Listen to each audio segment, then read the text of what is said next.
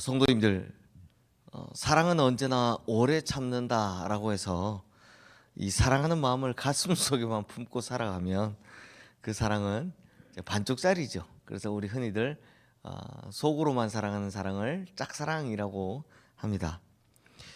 즉 표현하지 않는 사랑이 어떻게 완전한 사랑이 될 수 있겠습니까? 사랑은 마음속에 있는 것을 어떻게 해야 됩니까? 말로든 행동으로든 표현해야 합니다. 뭐 적어도 눈빛으로 보내든 아니면 몸짓으로 뭐 하든 표현을 해야 진짜 사랑이 되는 겁니다. 근데 성도님들, 요 원칙이 믿음에도 똑같이 해당됩니다. 믿음도 마찬가지입니다. 하나님을 믿노라라고 고백하고 나면, 혹은 마음속에 결심을 하고 나면 그 고백이나 마음은 반드시 표현이 되어야 합니다. 뭐로? 행동이나 삶으로 드러나야 한다는 겁니다. 그래서 야고보 사도도 보면 행함 없는 믿음은 죽은 믿음이다 라고 이야기를 하죠. 옳은 말입니다. 마음으로 믿는다 라고 하는데 행동으로는 전혀 드러나지 않는다면 그건 죽은 믿음인 겁니다. 즉 온전한 믿음이 아니라는 거죠. 성도님들, 하박국서의 주제 말씀은 제가 성경에서 참 좋아하는 책이 하박국인데, 이 하박국의 3장 3장 중에 가장 주제가 되는 말씀은 우리가 어제 봤던 하박국 2장 4절 말씀입니다. 오직 의인은 믿음으로 말미암아 살리라.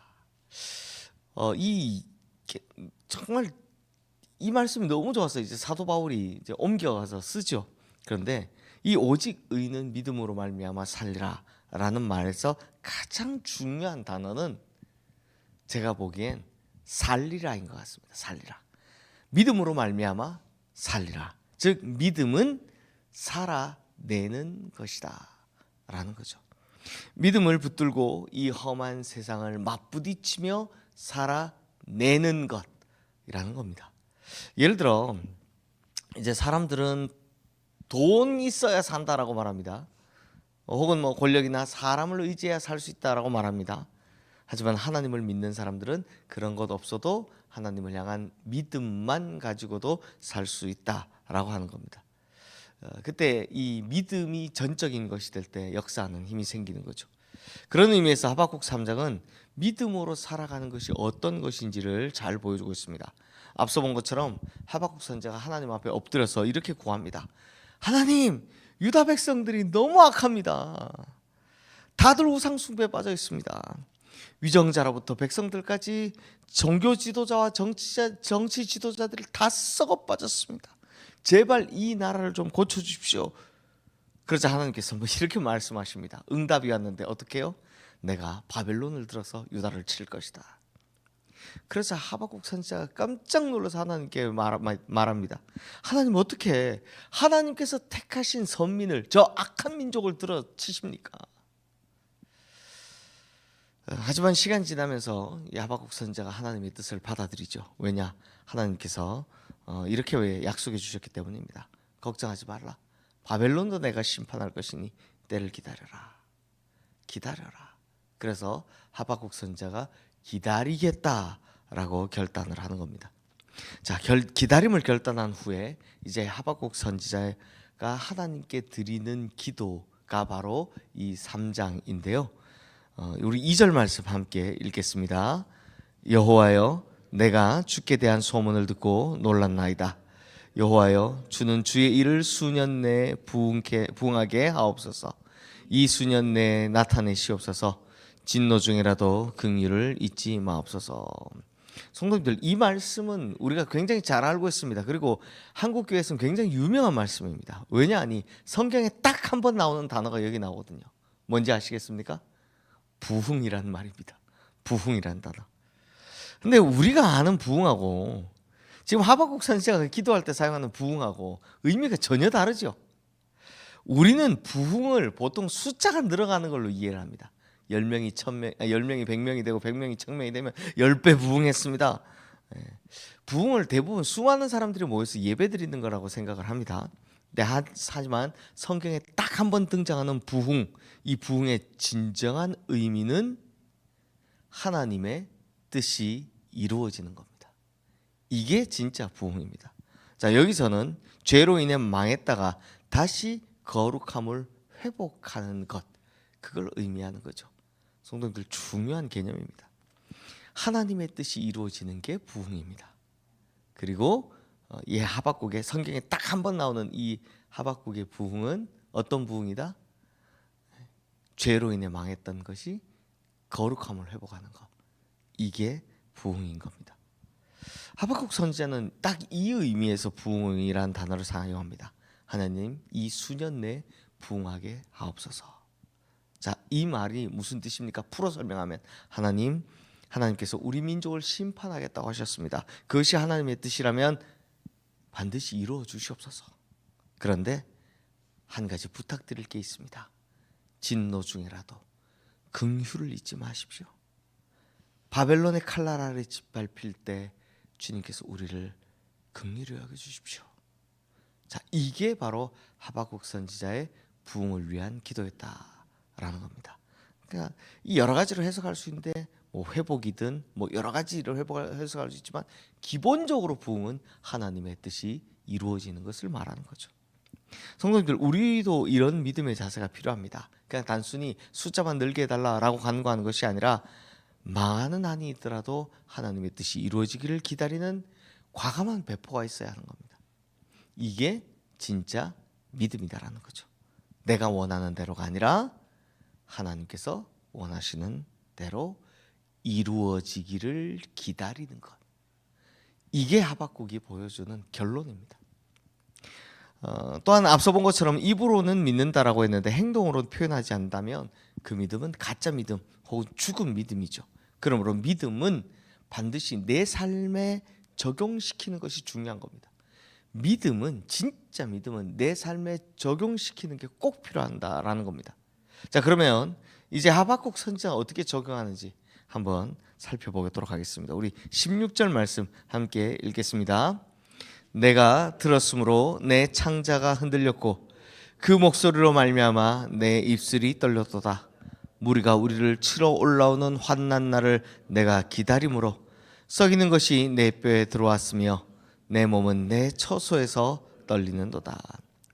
무리가 우리를 치러 올라오는 환난 날을 기다린다 라고 합니다. 즉 하나님의 뜻이 이루어지기를 기다린다라는 겁니다. 그 뜻이 뭐였습니까? 바벨론이 올라오기를 기다린다. 하박국 선지자가 이렇게 말하는 이유는 간단합니다. 바벨론이 이 나라를 치고 그래서 성전이 불타고 성벽이 무너지고 적들의 칼날이 유다 백성들을 다 무릎 꿇려야, 즉 하나님께서 말씀하신 대로 이루어져야 자신들의 믿음이 회복되기 때문입니다. 이것이 하나님의 뜻이기 때문입니다. 그래서 속히 하나님의 뜻을 이루어야만 회복도 속히 올 것이기 때문이죠. 근데 성도님들, 말이 그렇지 이게 실제로 얼마나 무섭겠습니까? 이걸 지금 다 죽게 생겼는데 이걸 그래 하나님 뜻이 이루어질 거야 이러고 받아들일 사람이 누가 있겠습니까? 그래서 16절 말씀 마지막에 보면 뭐라고 합니까? 썩이는 것이 내 뼈에 들어왔으며 내 몸은 내 처소에서 떨리는도다. 쉽게 말하면 이게 덜덜덜 떨린다는 겁니다. 이 선지자도 하나님 뜻이 이루어져야 된다는 걸 알지만, 그렇게 믿지만 실제로는 어떻게 하고 있습니까? 막 뼈가 떨릴 만큼 덜덜덜 떨리는 겁니다.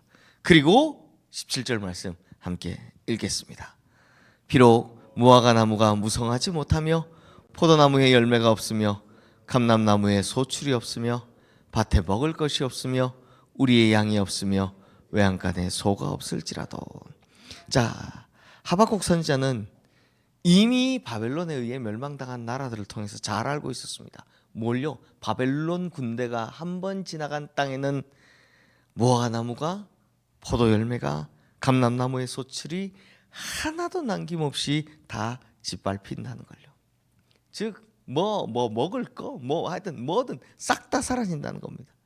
그뿐만이 아니라 우리의 양이든 외양간의 송아지든 남아나는 것이 하나도 없을 것이다라는 겁니다. 이 사실을 아니 얼마나 무섭겠습니까?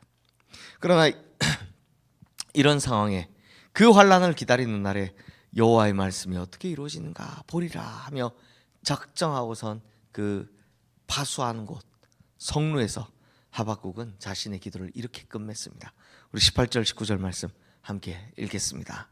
나는 여호와로 말미암아 즐거워하며 나의 구원의 하나님으로 말미암아 기뻐하리로다. 주 여호와는 나의 힘이시라. 나의 발을 사슴과 같게 하사 나를 나의 높은 곳으로 다니게 하시리로다. 이 노래는 지휘하는 사람을 위하여 내 수금에 맞춘 것이니라. 자, 무슨 말입니까? 아무것도 없어도 저는 하나님 한 분만으로 기뻐하겠습니다. 저 아무것도 없어도 다 사라진다 해도 저는 여호와 하나님 한 분만으로 만족하겠습니다. 사랑하는 성도님들, 믿음은 이렇게 하나님과 하나님의 뜻을 찾아가는 과정입니다. 당시 유다 백성들은 소와 양이 넘치고 먹을 것과 과실이 가득하게 있어도 믿음을 잃어버렸습니다. 모든 것은 있는데 하나님은 잃어버렸다라는 겁니다.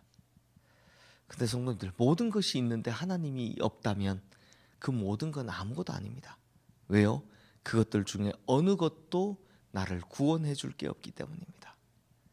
하지만 모든 것을 잃어버렸어도 하나님 한 분만 붙들고 있다면 우리는 구원받을 수 있습니다. 하박국 선지자는 바로 이 가장 중요한 이걸 깨달았던 겁니다. 그래서 나는 여호와로 말미암아 즐거워하며 나의 구원의 하나님으로 말미암아 기뻐하리로다. 주 여호와는 나의 힘이시라. 나의 발을 사슴과 같게 하사 나를 나의 높은 곳으로 다니게 하시리로다. 이렇게 기도를 맺는 겁니다. 즉, 이 멋진 말을 한마디로 줄이면 하나님 한 분만으로 만족하겠습니다. 하나님 한 분만으로 기뻐하겠습니다 라고 노래하는 거죠. 사랑하는 성도님들, 그렇다면 우리 믿음은 어디에 있습니까? 믿음은 마음에 머물러 있는 것이 아니라 삶으로 드러내는 겁니다. 그러므로 우리 믿음이 하나님 한 분을 만족하고 하나님 한 분만으로 즐거워하는 그 믿음이 우리 삶에서 보여지는 참된 믿음이 되기를 주님의 이름으로 축원합니다. 이 시간 오늘 주신 말씀 기억하며 우리 함께 기도하겠습니다.